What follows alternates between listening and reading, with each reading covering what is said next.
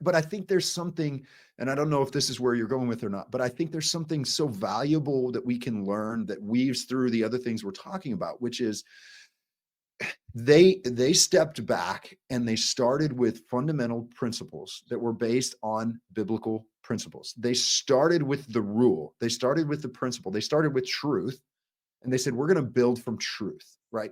And what do we do in modern society in everything we're debating? We don't do that anymore.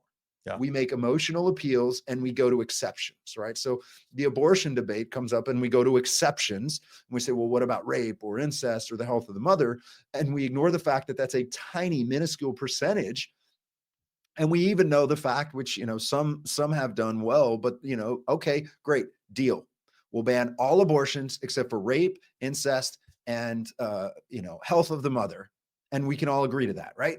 And of course, the progressives don't, because it's not about that to them, because that would be such a minuscule percentage. But we argue from the exception. We try to take the sin nature and we argue from the exception rather than returning to truth. So the brilliance of the founding fathers was they were immersed in scripture. They were immersed in these concepts. They were studying these concepts. Other than Montesquieu, the most quoted book on the floor in these constitutional debates throughout this time wasn't just the Bible, it was the book of Deuteronomy.